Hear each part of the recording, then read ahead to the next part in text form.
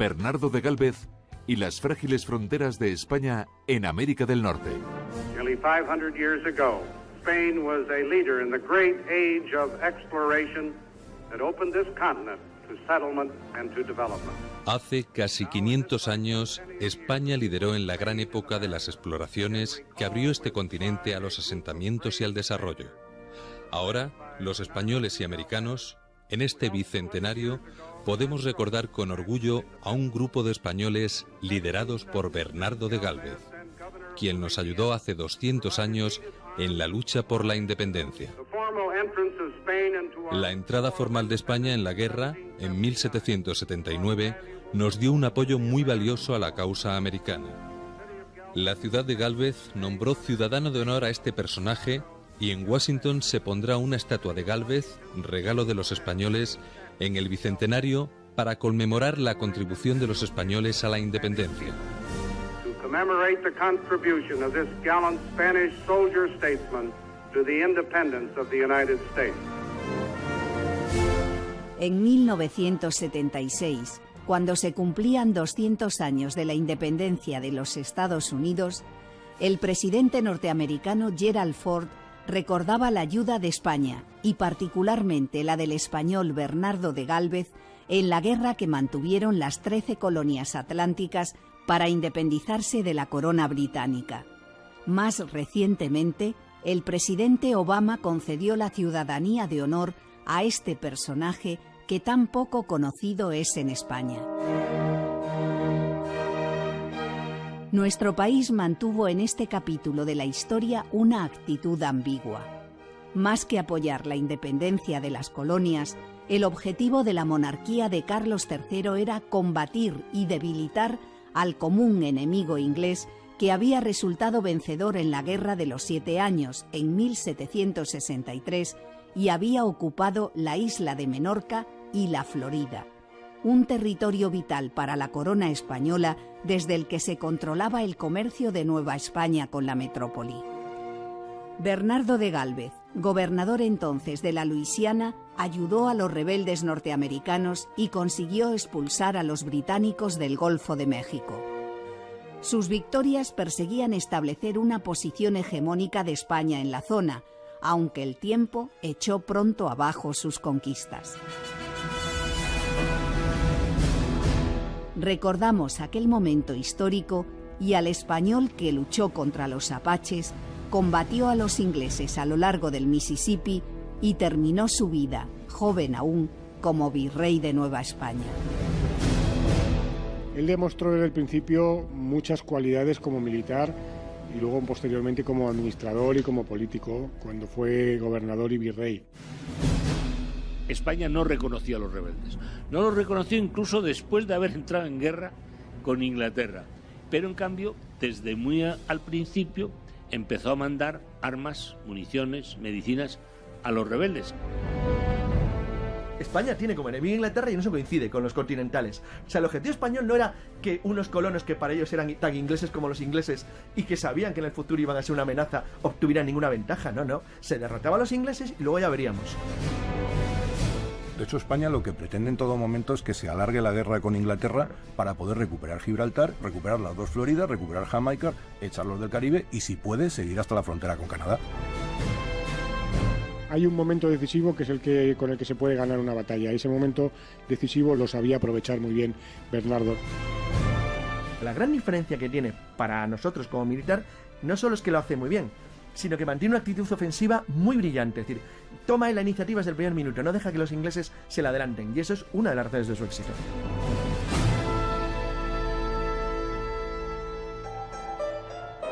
Bernardo de Gálvez nació en Macharabiaya, un pueblo de la Axarquía malagueña, el 25 de julio de 1746. Pertenecía a una familia de la pequeña nobleza venida a menos. Uno de sus tíos, José de Gálvez, logró estudiar, entró en la administración borbónica y colocó luego a sus hermanos, entre ellos a Matías, el padre de Bernardo, que hizo carrera militar. Ellos eran, en efecto, pues unos hidalgos pobres. Eduardo Garrigues, diplomático y escritor, autor de El que tenga valor que me siga, biografía novelada de Bernardo de Gálvez. A través de su tío José, que ya había conseguido distanciarse de ese origen humilde y de esa pobreza, llegando a ser abogado de la embajada francesa en Madrid. A través de ese contacto familiar, Bernardo de Gálvez consigue un puesto en el regimiento Cantabria de Po y a partir de ese momento ya va subiendo rápidamente escalones en el estamento militar. Tenía una pequeña ventaja. El ser de la nobleza en el siglo XVIII significaba que tenías la posibilidad de acceder, por ejemplo, a cargos en el ejército de oficiales que estaban reservados a ellos. Carlos Canales, abogado y escritor, coautor de una biografía de Bernardo de Gálvez publicada por Edad.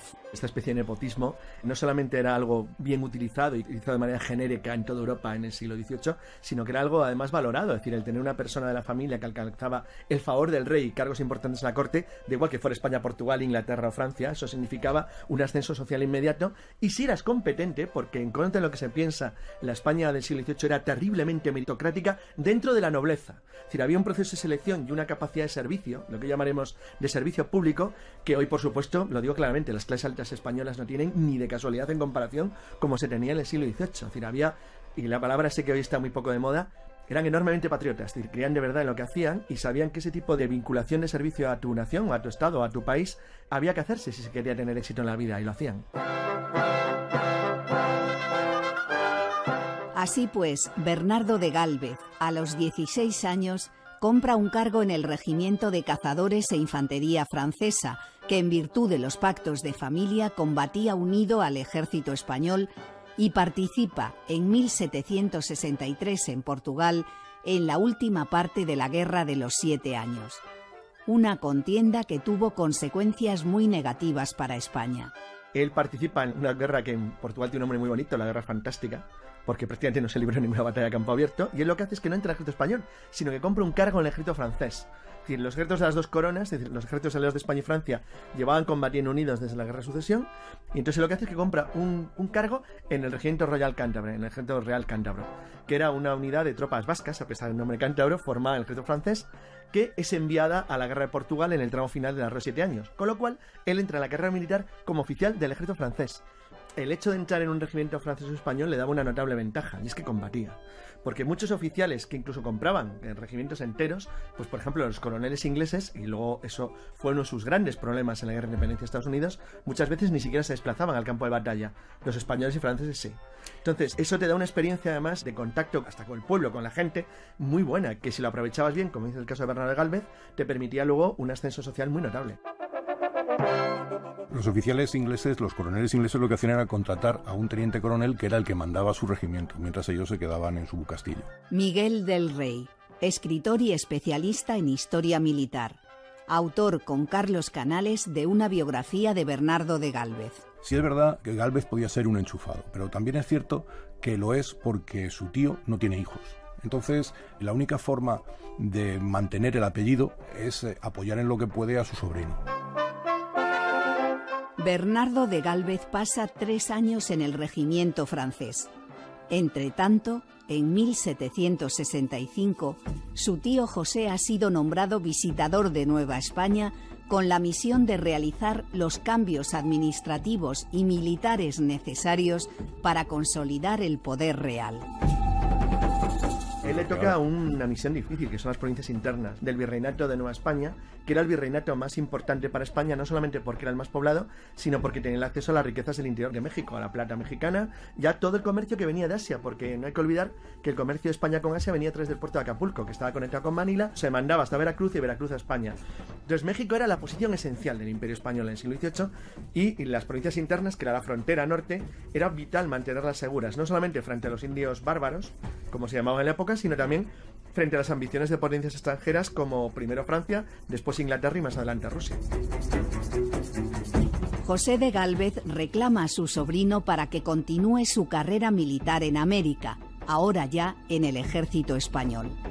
Desde que terminó la Guerra de los 7 Años, Bernardo se encontraba a media paga. A media paga significa que tiene ese nombramiento de teniente, el nombramiento de subteniente en este caso, pero que no está ocupando ninguna plaza, y su tío, una vez que se sitúa en Nueva España, le llama porque es un sitio muy bueno para que un joven como él haga carrera. Bernardo llega en febrero de 1769 al puerto de Veracruz y se incorpora como teniente al regimiento regular de la Corona en Nueva España. Su tío le destina a la frontera norte, lo que hoy sería la frontera de Estados Unidos con México, un territorio salvaje que no estaba tan bien defendido como otras zonas del Imperio Español y a la que denominan la apachería. Esa parte entonces era territorio apache y comanche, en un territorio bastante despoblado. Teniente coronel José Manuel Guerrero Acosta, comisario de la exposición dedicada a Bernardo de Gálvez en la Casa de América de Madrid. Y aunque su tío le podía haber enviado a un puesto bastante más cómodo, le envió de teniente a la zona de Chihuahua, una de las zonas más peligrosas y donde más combates había contra los apaches. Y ahí estuvo varios años, pues primero como teniente, luego como capitán, al frente de los soldados de Cuera, los soldados que protegían los ranchos, las misiones aisladas que eran asaltadas constantemente por todas las tribus de las ramas apaches y comanches que eran muy hostiles a la presencia europea. Aunque los norteamericanos han popularizado en el cine la lucha contra los indios, fueron los españoles los primeros en enfrentarse a ellos. Desde principios del siglo XV, pocos años después de la llegada de Colón al continente, los españoles se habían aventurado por aquellas tierras inexploradas. La corona dedicaba poco dinero a aquel territorio inmenso y poco habitado en el que se producían numerosos encontronazos con las tribus indias. Realmente los que luchan contra los indios son los españoles siempre. Luego lo que pasa es que Hollywood hace mucho daño, pone al sentido de caballería y parece que los españoles no han estado nunca. Pero llevaban 4 siglos combatiendo los españoles. En las películas de Hollywood hay un personaje que sale mucho que es Jerónimo, el famoso jefe apache. Jerónimo hablaba español porque lo había aprendido de sus padres, porque realmente había muchas tribus de los apaches que en el contacto con los españoles en algunos momentos estuvieron evangelizados, incluso dejaron su carácter nómada y se establecieron temporalmente en algunas zonas controladas por los españoles, aunque luego por diversos motivos volvieron a la insurrección, digamos, contra las autoridades españolas y a la guerra contra los soldados presidiales. Entonces, efectivamente, en Hollywood vemos al 7º de Caballería, los fuertes de la frontera, los apaches, los comanches, pero 100 y pico años antes ya estaban nuestros soldados allí, ¿no? En la frontera norte, a partir de la frontera de Chichimeque, y luego según se va avanzando hacia el norte, los que se encuentran son pueblos que viven en un estado de la pura prehistoria, nada de piedra, pero con un pequeño matiz. Y es que igual que ocurre en la Pampa Argentina, en el norte de América los indios aprenden a montar a caballo. Y eso cambia la historia profundamente, porque no es lo mismo enfrentarse a tribus que no son capaces de montar caballos, sino a tribus que se convierten en guerreros nómadas muy peligrosos. Y que encima, en solamente unos pocos años, reciben armas de los europeos enemistados con España y al revés, porque España armaba a los indios que se enfrentaban a franceses e ingleses. Eso convierte a la frontera del norte de Nueva España, la franja que va desde Texas hasta California, bueno, hasta Arizona, porque en California España vuelve a la política de que no monten nunca y lo logran. Pero en la frontera sobre todo de Texas, Nuevo México y Arizona, donde los indios están montados y a caballo, se convierten en unos terribles enemigos que de hecho no son vencidos hasta finales del siglo XIX por los Estados Unidos. En ese sentido, esos indios que aparecen en Luisiana, esos indios que aparecen en las grandes praderas, sí son los mismos que los de las películas. Lo único que no llevan es el Winchester moderno del siglo XIX. Porque no lo había. Porque no lo había, pero llevan un fusil de 1700 o llevan sus arcos y sus flechas y llevan los mismos escudos y llevan las mismas plumas y los mismos tocados. Los españoles acusan de crueles a los indios. Yo no sé qué opinión tendrán ellos de nosotros. Quizá no será mejor, y sí más bien fundada. Lo cierto es que son tan agradecidos como vengativos, y que esto último debíamos perdonarlo a una nación que no ha aprendido filosofía con que domar un natural sentimiento, que aunque vicioso es causa heroica, cual es tener sensible el corazón. Los indios, sin embargo, no fueron un problema para la monarquía española hasta comienzos del siglo XVIII. Los apaches habían ido bajando desde Canadá hacia la frontera de Nueva España, al norte de Río Bravo, hostigados por los comanches, que eran un pueblo más belicoso. Y España tuvo que organizar un ejército para defender ese territorio que estaba poco poblado. Un ejército que tenía un uniforme muy peculiar. Nuestros soldados pues estaban un poco como se ve en las películas, en pequeños puestos, lo que se llamaban los presidios, que no era una cárcel sino una guarnición militar, era un fuerte normalmente de adobe o de piedra. Había una compañía de soldados, unos 120, 130 soldados, normalmente al mando de un capitán o de un teniente. Era gente muy, muy dura, que habían nacido la mayoría ya en esa parte de Nueva España y que estaban continuamente pues en expediciones a caballo recorriendo toda esa zona, ¿no? Pasaban semanas enteras en el campo, iban montados en un caballo, llevaban 4 o 5 caballos de repuesto y 7, 8, hasta 12 mulas donde llevaban las municiones, la comida, las tiendas de campaña, todo lo que necesitaban para las expediciones. Llevaban una prenda de cuera como un chaleco largo, sin mangas, que sería el antecedente de lo que hoy en día usamos en el ejército, los chalecos antifragmento, los chalecos de antibalas, que eran para protegerse de las flechas de las lanzas de los indios.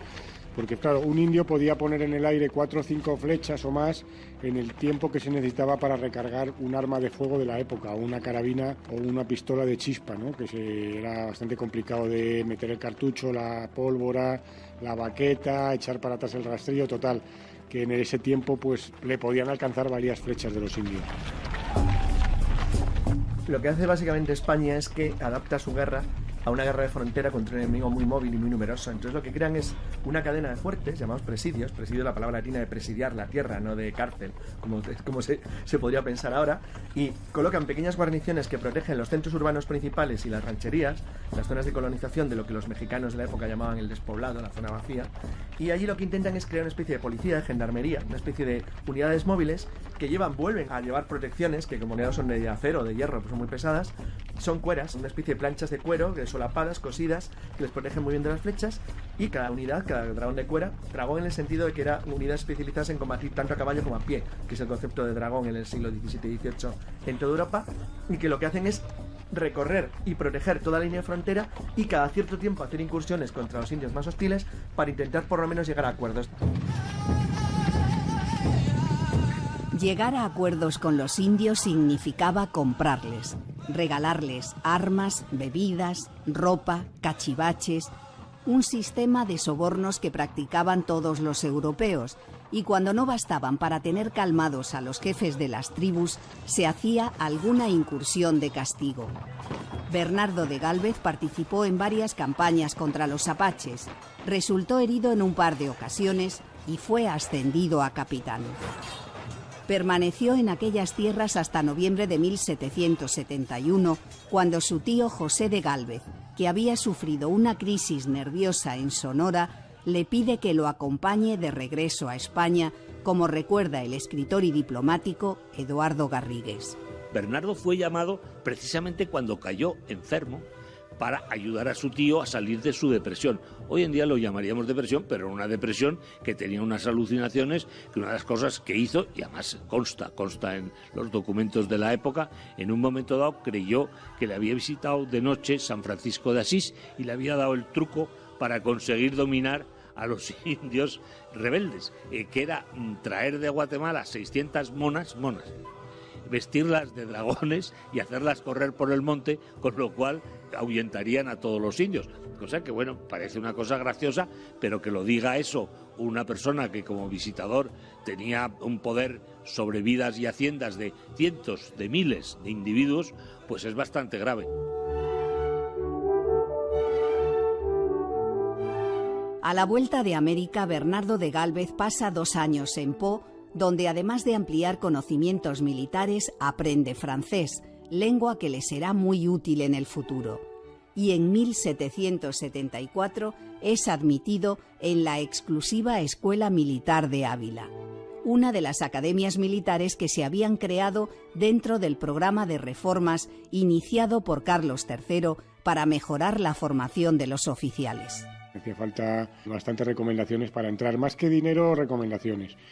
Y bueno, él tenía la suerte de que su tío José de Gálvez le ayudó en este aspecto varias veces durante su carrera. Teniente Coronel José Manuel Guerrero Acosta. La formación que se daba en la Academia Militar de Ávila pues era tratado de fortificación, que era la guerra de asedios en ese momento, todo lo que eran las trincheras, establecimiento de baterías para asaltar las fortificaciones del enemigo. Esa era una parte muy importante de la formación de los oficiales, las matemáticas y toda la ciencia de planificar y establecer todas estas fortificaciones, tanto para la defensa de las plazas fuertes de las ciudades como para el ataque. También se estudiaban las ordenanzas de otros países para compararlas, todas las obligaciones de los oficiales, de los suboficiales, de la tropa, el armamento, pero también había algunas otras cosas curiosas como las clases de esgrima, porque los oficiales su arma reglamentaria era una espada o un sable en la caballería, y también pues clases de baile, porque también los oficiales tenían un papel importante que representar en la sociedad. En junio de 1775, Bernardo de Gálvez participa en la desastrosa expedición militar a Argel, que estuvo al mando del general Alejandro Reilly, profesor en la Academia Militar de Ávila, que le eligió a él y a otros oficiales para acompañarle. La expedición de Argel fue una expedición contra los piratas argelinos, los piratas del Mediterráneo que estaban asentados en toda la costa norte, ¿no? Túnez, Argelia, parte de Marruecos. Fue un problema siempre constante en la navegación nuestra, en los barcos mercantes que surcaban el Mediterráneo, incluso desembarcaban en las costas de Levante, asaltaban los pueblos, las ciudades, robaban, en fin. Pero tenían una red de espías muy buena. Entonces, cuando se preparó la expedición en Cartagena, con muchísimos barcos, soldados que se concentraron ahí, los argelinos se enteraron perfectamente de todos los preparativos. Y cuando llegó la expedición con los buques de la Armada Española frente a las costas de la bahía de Argel, estaban perfectamente preparados con posiciones de artillería, con unidades de caballería emboscadas detrás de las dunas de la playa. Hubo muchos muertos, muchos heridos españoles, resistieron allí en las playas lo que pudieron y a los 2 días tuvieron que evacuar a todo el ejército. Gálvez resultó herido, pero no dejó que le evacuaran hasta que no habían salido de la playa todos los soldados de su compañía, los soldados del Regimiento de Infantería de Sevilla. Desde 1775, las 13 colonias británicas de la costa atlántica estaban en guerra con la metrópoli, influidas por las ideas de la Ilustración, pero fundamentalmente por razones económicas. El enfrentamiento desencadena una guerra que muchos describen como guerra civil entre ingleses. No es una guerra de independencia como tal. Miguel del Rey. Es una guerra civil en la que los ingleses que están en América no les dejan ejercer sus derechos y sin embargo están pagando los mismos impuestos que están pagando los que viven en la isla. Con lo cual ellos dicen que a partir de ese momento no tienen necesidad de ser ingleses.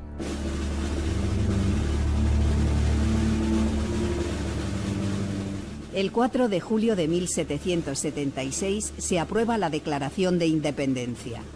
Desde el primer momento los colonos rebeldes habían solicitado la ayuda de España, primero al entonces gobernador de Luisiana, Luis de Unzaga, y luego a su sucesor en el cargo, Bernardo de Gálvez.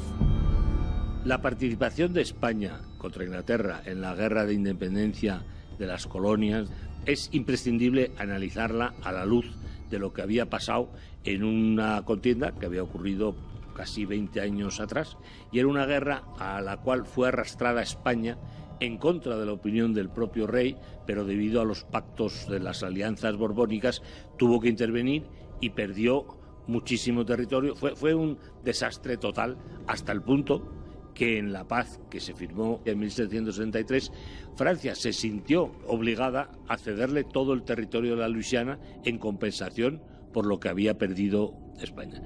¿Qué ocurre? Que cuando tanto la corona francesa como la corona española, que se habían sentido derrotados y humillados en la guerra anterior, ven rebelarse los colonos de la zona septentrional americana contra la metrópoli, contra Inglaterra, ven una ocasión inesperada y muy propicia de vengarse de esa humillación. Hay que distinguir de forma muy clara que los intereses de Francia y de España en esa contienda eran totalmente, yo diría que opuestos, por una sencilla razón, porque Francia en la guerra anterior había sido eliminada totalmente del teatro americano, excepto unas pequeñas islas en las Antillas, y en cambio España conservaba mucho territorio en la América septentrional y muchísimo más en la América meridional. Por eso, hasta cierto punto, se puede entender o justificar que la corte de Carlos III, cuando existe la propuesta de una ayuda directa y de una entrada en la guerra, se lo piensan mucho. Eduardo Garrigues, autor de una biografía novelada de Bernardo de Gálvez, editada por La Esfera de los Libros. Había la preocupación de que el país no estaba todavía maduro para entrar en una guerra con la poderosísima Inglaterra, eso por un lado, y por otro lado había la conciencia de que si se ayudaba de forma abierta a los súbditos americanos, pues podía ser un mal ejemplo para todas nuestras posesiones en la América septentrional y meridional. Eso provocó una ambigüedad evidente porque, por un lado, España quería ayudar a los colonos, quería enfrentarse con Inglaterra porque era un buen momento cuando estaba débil, y por otro lado, no quería hacerlo abiertamente. La corte española estaba dividida entre ministros como Grimaldi, Floridablanca y el propio monarca, reacios a establecer acuerdos con los rebeldes, y el conde de Aranda, embajador en París, partidario de pactar con ellos para luego sacar partido de esa alianza. España no es que sea ambigua. Carlos Canales. Es que el gobierno español está dividido. En España, cuando comienza la rebelión generalizada en las 13 colonias, se plantea una situación muy clara, que es la de una gran oportunidad. Dice, oye, los ingleses están debilitando en una especie de guerra entre ellos, si entramos nosotros podemos recuperar nuestros objetivos principales, Menorca, Gibraltar y la Florida. Perfecto. Pero hay otra parte del gobierno que piensan que no estamos en condiciones de ir a una guerra con los británicos, y segundo grupo, los que piensan que si las colonias se hacen independientes, eso puede ser una mala señal para otras colonias españolas, otras provincias de ultramar que podrían seguir su ejemplo. En Francia sí hay una diferencia frente a España. En Francia hay una comunidad intelectual que sí cree en la independencia norteamericana, pero como concepto político, porque piensan que va a ser una nación que va a llevar adelante los principios que luego intentaron en Francia con la Revolución Francesa. Entonces, esa comunidad intelectual, defendida por los grandes intelectuales franceses, que no existía en España ni tenía parangón, consigue incluso gente voluntaria como Lafayette. Entre los franceses sí había gente que creía en la cosa de los americanos, pero la causa política, entre los españoles, ni de broma.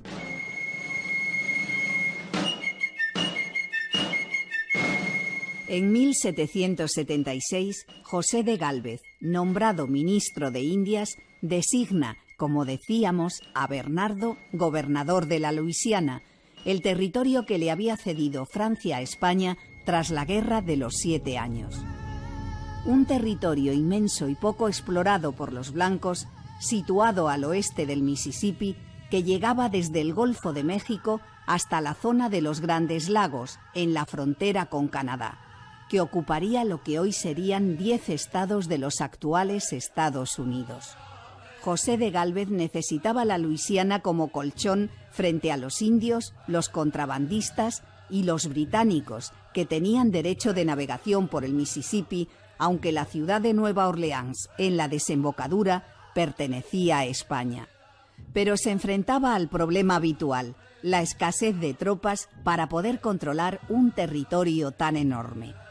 Ahí entra en acción Bernardo, que, haciendo gala de sus conocimientos del francés y de su condición de militar ilustrado, desembarca en Nueva Orleans, capital de la Luisiana, y logra conquistar a la sociedad criolla y a una de sus hijas más ilustres. Gálvez era un producto típico de su época, aparte que era una persona muy inquieta desde el punto de vista artístico incluso, ¿no? Le gustaba mucho la música, le gustaba el teatro, iba a los toros, compuso alguna tonadilla él mismo, incluso hizo algunos pinitos científicos como el diseño de un aparato para dirigir los globos aerostáticos. Es curioso que él diseñó un artefacto que por medio de una especie de lona se supone que podían dirigir un poco a estos globos. Ese dibujo él lo mandó a la Real Sociedad Geográfica de Londres y se conserva allí el original. Realmente era una persona bastante inteligente, tenía mucho don de gentes, era simpático, caía muy bien. Cuando llega como gobernador y coronel del Regimiento de Infantería de la Luisiana a Nueva Orleans, se encuentra con una población bastante hostil también a la presencia española, porque aquello había sido francés durante muchos años. Incluso había habido una insurrección contra uno de los anteriores gobernadores, ¿no? Sin embargo, Gálvez fue todo lo contrario. Enseguida se ganó a la población se casó con la hija de uno de los comerciantes más importantes de Nueva Orleans, Félicita de Saint-Maixent, y consiguió nada menos que enrolar a muchísimos franceses, a muchísimos criollos y esclavos libres, en fin, en su ejército, en el ejército de voluntarios que formó para iniciar sus campañas. Además, él hace una buena boda desde el sentido político. Félicitas de Saint-Maixent, que es una de las familias de colonos franceses más ricos. Eso le pone en magníficas relaciones con una colonia que tenía magníficas relaciones con el gobierno español, que eran los franceses de Luisiana, puesto que estaban bastante contentos con el gobierno colonial y porque Nueva Orleans se había convertido en la ciudad más importante del Caribe. Era una ciudad que estaba realmente incluso superando ya en capacidad económica y movimiento a ciudades como Cartagena de Indias o Portobelo o Veracruz. Y eso le hace ganarse a toda la población francófona de la zona. Bernardo de Gálvez empieza reforzando los puestos del Mississippi para afirmar la presencia española. Se atrae a las tribus indias asentadas en la zona, expulsa a los comerciantes británicos instalados en los márgenes del río que controlaban el contrabando y favorece a los rebeldes del ejército continental, permitiéndoles navegar por el río para obtener suministros. Tenía claro su objetivo. Gálvez sí tenía una posición muy importante, y es que era el gobernador de la Luisiana. Entonces, por lo tanto, era fronterizo con los territorios británicos que estaban en rebelión. Entonces, él se da cuenta que tiene una gran oportunidad. Si ayudamos a los rebeldes, a la corona británica, podemos debilitar a Inglaterra lo suficiente para, en un momento dado, si España entra en guerra, porque no deja de ser un político y un militar obediente al gobierno, aprovechar esto y librar una campaña contra las zonas que nos arrebataron los británicos después de la Guerra de los 7 años, que es principalmente las Floridas occidental y oriental. Quiere asegurar el río Mississippi y el Missouri, que es la línea de frontera que han heredado de Francia, de la Luisiana francesa. Eso es el elemento esencial, es impedir que nadie se acerque a la frontera de Nueva España, Texas, que es la entrada al Valle Central de México, que es el elemento esencial del gobierno español en América. Y lo segundo, conquistar las Floridas para proteger el paso de Bahamas, es decir, para garantizar que no hay interrupción entre lo que es el continente americano y Cuba, porque es la ruta del oro que va de Veracruz a Cádiz. En junio de 1779, España le declara la guerra a Gran Bretaña. Bernardo de Gálvez, avisado de antemano, solicita fuerzas a la Capitanía General de Cuba, pero de momento organiza una fuerza de 1.400 hombres que sale a finales de agosto de Nueva Orleans para atacar los fuertes británicos instalados en la parte oriental del Mississippi desde la Guerra de los 7 años. Su intención es atacar por sorpresa. Sabe perfectamente que su situación no le permite esperar, debido al escaso número de gente con la que cuenta y al coste que también tiene para España en enviar tropas desde Europa y a las necesidades de la utilización de la flota en otros posibles escenarios de campaña, porque ten en cuenta que España y América combatía en varios puntos, no combatía solamente en Florida y Luisiana, combatía también en el Alto Missouri, combatía también en Centroamérica, en la zona de Nicaragua y Guatemala, donde había asentamientos ingleses. Entonces, realmente, al convertirse en una guerra generalizada en todo el ámbito del Caribe, la única posibilidad que él tiene es actuar lo más rápidamente posible. Si dan un golpe demoledor que proteja la vía del Mississippi, que para él es esencial, y luego, si es posible, eliminar todos los puestos ingleses que están en el otro lado de las orillas, que es donde está Natchez, Butte de Manchac y, por supuesto, Pensacola, que es la principal fortaleza inglesa en la Florida occidental. Bernardo de Gálvez, para decirlo así en un tono popular, era un hombre muy echado para adelante. Y cuando todavía estaba llegando las noticias de que España iba a entrar en guerra contra Inglaterra, es cuando organiza las primeras expediciones río arriba y se llega a quedar con las dos orillas. O sea, en realidad lo que ocurre en este caso es que Gálvez da un paso para adelante y, como dicen vulgarmente, el que da primero da dos veces. Al poder conquistar parte de esos fuertes, él tiene ya una gran ventaja sobre sus enemigos. En el otoño de 1779, sin apenas resistencia, las tropas de Gálvez se apoderan de los fuertes de Manchac, Baton Rouge y Natchez. En enero, sin esperar la llegada de refuerzos, inician la segunda fase de la campaña que tiene como objetivo Movila, a 200 kilómetros de Nueva Orleans. Una tormenta el 10 de febrero retrasó sus planes, pero en marzo se rinde Movila. El siguiente objetivo es Pensacola, la plaza inglesa más importante del Golfo de México, que cayó al tercer intento, en mayo de 1781. Su gran victoria de Pensacola pues fue efectivamente aprovechar la oportunidad y hacerlo lo antes posible. Lo intentó en 2 ocasiones, ya en 1780, pero los huracanes y los temporales desbarataron la expedición.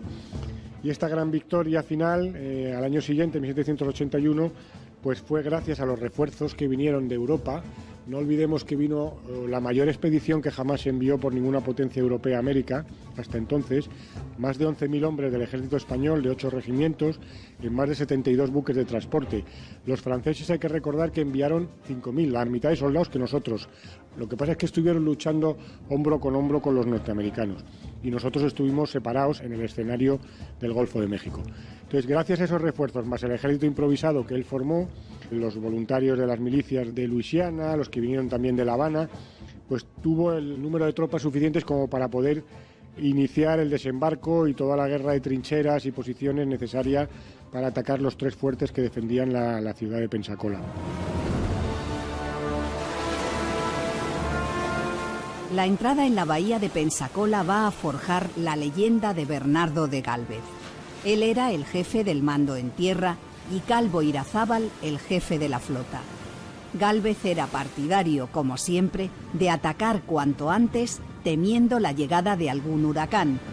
El jefe de la armada prefería esperar y hacer las mediciones oportunas porque alguno de los barcos había chocado con un banco de arena.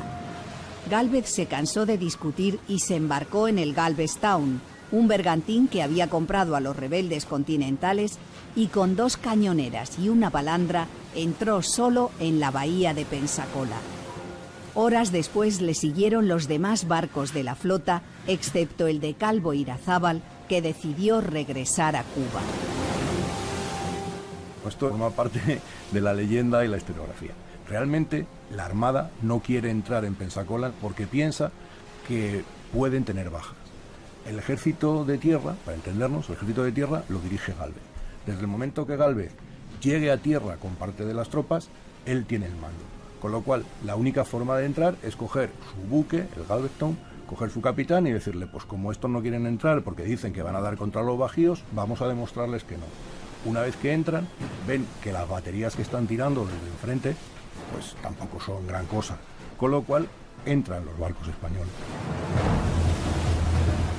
Reconociendo el general que se tardaba demasiado en resolver la entrada de la escuadra con el convoy, y temiendo que tal vez por algún recio viento se viese obligada a dar la vela para no estrellarse en la costa, dejando por consecuencia abandonadas las tropas en la isla, sin medios con que subsistir en ella, determinó ser él mismo el primero que forzase el puerto, en el firme concepto de que este último recurso podría estimular a los demás a que le siguiesen. Y con efecto, la tarde del 18 a las 2:30 de ella, se embarcó en un bote para ir a bordo del bergantín Galvestown, que se hallaba fondeado en la boca del puerto de Pensacola. Tuvo la suerte de que cuando llevaban 12 días de trinchera y de bombardeos de las posiciones británicas, un proyectil incendiario español voló el polvorín del reducto que estaba más avanzado y entonces Gálvez hizo lo que había hecho siempre, que es aprovechar el momento decisivo del combate, ¿no? Lo hizo cuando entró en solitario con su bergantín en la bahía de Pensacola para animar al resto de los buques de la Armada y lo hace cuando en ese momento ordena que se ataque con todos los efectivos disponibles los fuertes británicos y fuerza la rendición de los ingleses que estaban ya muy debilitados y muy mal de municiones y de provisiones. Con la conquista de Pensacola, Gálvez cierra a los británicos cualquier posibilidad de alcanzar la desembocadura del Mississippi y ha conseguido la Florida, un territorio esencial para España porque permitía controlar las mercancías que salían de América hacia la metrópoli. Resultó herido en el vientre y en la mano, pero su valor encontró recompensa. Le ascienden a gobernador de Luisiana y las Floridas. Una de las virtudes que adornan su leyenda fue el buen trato que dicen dio a los civiles. Gálvez, como militar, tenía una serie de valores. Teniente coronel José Manuel Guerrero Acosta, del Instituto de Historia y Cultura Militar. Ya hemos hablado de su valor personal. También el uso proporcional de la fuerza, porque evitó siempre hacer daño a objetivos civiles, que era muy delicado en aquella zona tan despoblada. También mostró mucha magnanimidad en la victoria con sus enemigos, ¿no? Por el trato considerado que les dio y el respeto que tenía por los valores de los enemigos, tanto los británicos como los apaches en su juventud. En febrero de 1782, Gálvez se traslada al puerto del Guarico, en Santo Domingo, para preparar la campaña contra Jamaica.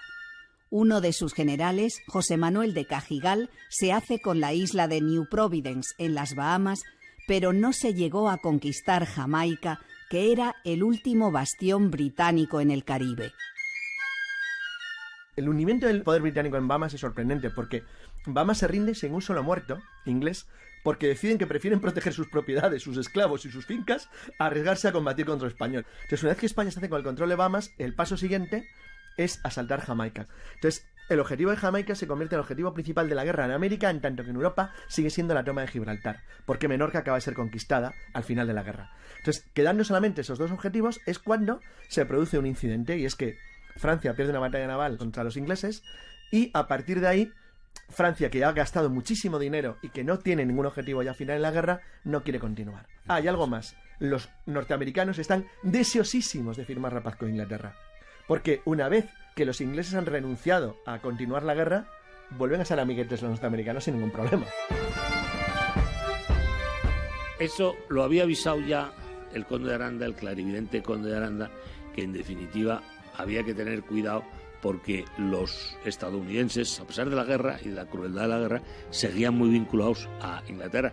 Eso es un tema que realmente sentó muy mal en las cortes europeas, porque en definitiva, si no llega a ser por la alianza con Francia y España, no hubieran ganado la guerra, y en cambio traicionaron a sus principales aliados y hicieron la paz con los ingleses, lo cual nos trajo problemas porque ellos, los ingleses, sembraron la manzana de la discordia al atribuir a los norteamericanos todas las posesiones que había conquistado Gálvez y que ya no eran suyas. Es muy fácil dar lo que uno no tiene. Como el propio George Washington dejó escrito, si no hubiera sido por la alianza de las dos cortes borbónicas, probablemente no se hubiera conseguido nunca la independencia de Estados Unidos, porque eran 13 colonias rebeldes con muchos problemas económicos, con un ejército muy pequeñito, muy mal instruido, sin equipo, sin armamento, sin pólvora, y desde luego para expulsar y vencer al ejército británico lo hubieran tenido en solitario muy complicado.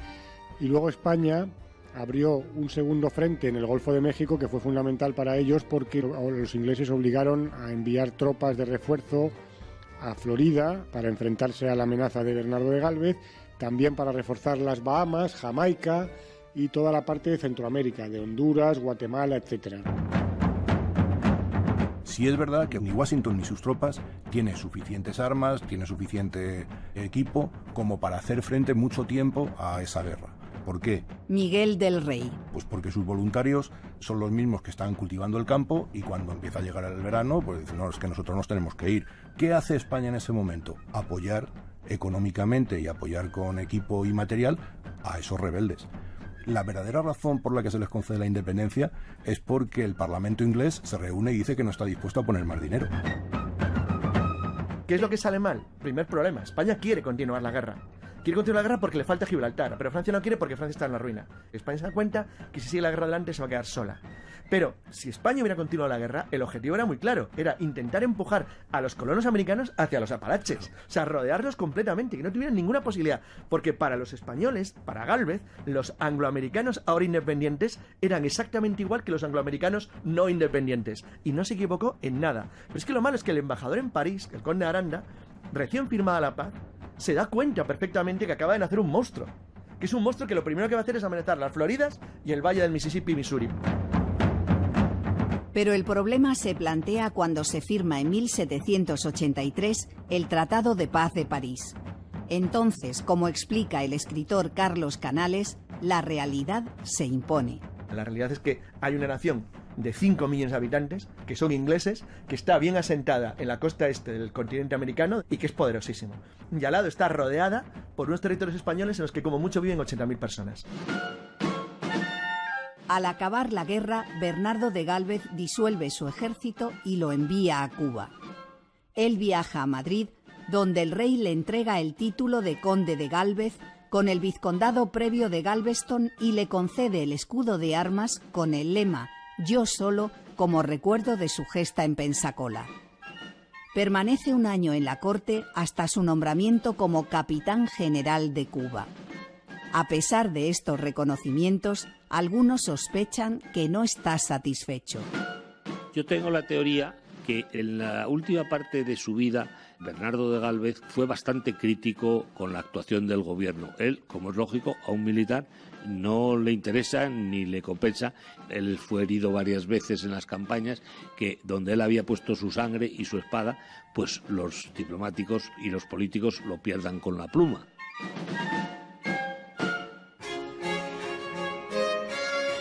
La monarquía española había concedido créditos y ayudas a los colonos rebeldes. Desde el primer momento envió pólvora, armas, ropa y medicamentos desde México y Cuba a través del Mississippi y por mediación de comerciantes como el bilbaíno Diego de Gardoqui, que sería luego nuestro primer embajador ante la nueva nación. Pero lo que no hicieron Carlos III ni sus ministros fue establecer una alianza oficial con ellos. Ni siquiera concedieron estatus diplomático al representante del Congreso estadounidense, John Jay, los 3 años que estuvo destinado en España. John Jay es nombrado ministro plenipotenciario por el Congreso americano hacia 1780. Y ese hombre, aunque consigue ciertas ayudas de tipo financiero y consigue algunas ventajas de estar en Madrid, se va de España sin haber sido reconocido como diplomático, lo cual fue un gesto muy poco hábil y muy poco visionario, porque John Jay es inmediatamente nombrado jefe de la delegación negociadora para los tratados de París de 1783 y luego inmediatamente a la vuelta a su país es nombrado secretario de Estado. Bernardo de Gálvez regresa a Cuba en febrero de 1785, pero poco después le nombran virrey de Nueva España, el cargo que había dejado vacante su padre, Matías, fallecido en México unos meses antes. En junio desembarca en el puerto de Veracruz, donde le espera un recibimiento apoteósico, como relataba la Gaceta de México. Entró como a las 11:30 por entre las dos filas que formó la tropa, desde el palacio hasta la garita de Peralvillo, habiéndolo saludado la artillería con una salva de 15 cañonazos, siendo recibidos con general júbilo, con ramos de flores, muchos cohetes y con fuegos artificiales, demostrando este inmenso pueblo por sus calles el mayor regocijo con incesantes clamores de vivas que resonaban por todas partes.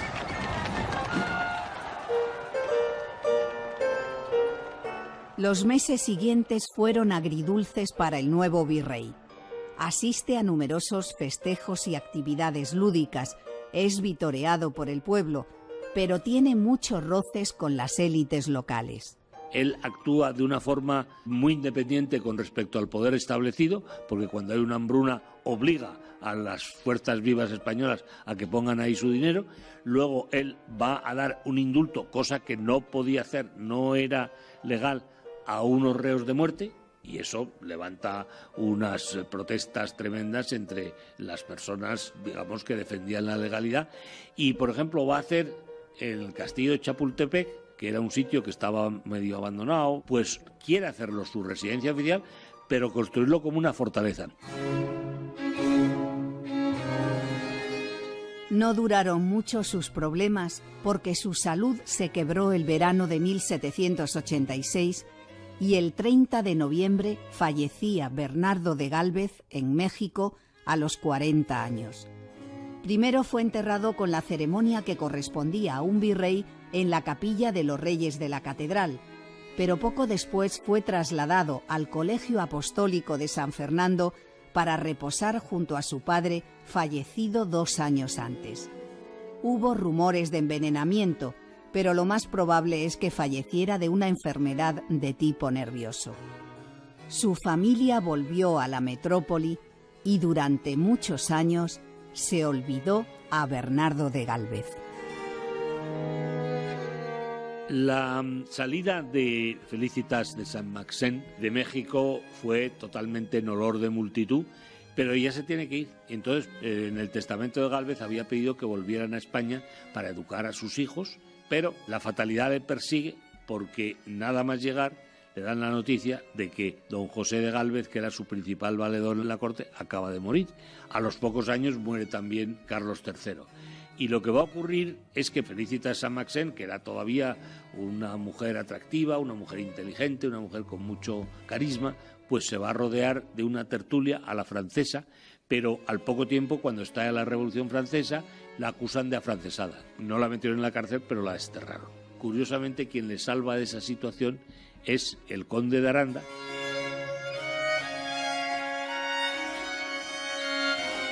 La saga de los Gálvez murieron casi todos sin descendencia y entonces durante mucho tiempo, durante el siglo XIX, se habló muy poquito de ellos. Por otra parte, a los norteamericanos no les interesaba tampoco reconocer el esfuerzo que había desplegado España y la ayuda que les habíamos dado, porque así se ahorraban el dinero de tenernos lo que devolver. Los desencuentros que tuvimos con los norteamericanos por las cuestiones territoriales de su expansión en Florida, en Luisiana y luego posteriormente en el Golfo de México, en las Antillas, en Puerto Rico, en Cuba, pues también hacen que el papel de España de la ayuda pues lo hayan ocultado, ¿no? Y luego también quizá nosotros hayamos tenido culpa de no saber vender nuestra historia adecuadamente. Desde el mismo momento de la independencia norteamericana hasta 1898, por esencia, los enemigos de Estados Unidos hablaban en español. Es decir, la guerra entre España y Estados Unidos de 1898 era una guerra cantada. España pudo haber entrado en guerra con Estados Unidos por lo menos una docena de veces, desde 1785 hasta 1898. Los primeros incidentes armados de frontera entre España y Estados Unidos empiezan solo 10 años después de la independencia norteamericana. Hay combates, pero combates literales todos los años, entre voluntarios, entre comillas, norteamericanos y unidades de frontera españolas en toda la línea frontera que va desde San Agustín en la Florida hasta Texas. Esto es así, es decir, los americanos han olvidado completamente que durante años toda su línea de frontera fue contra gente que hablaba en español. El nuevo país se estaba haciendo grande y necesitaba extenderse. Todo el espacio le resultaba pequeño. Mientras, España iba debilitándose cada vez más y era incapaz de defender sus fronteras. Pero todo eso es otra historia que ya no dependía de Bernardo de Gálvez.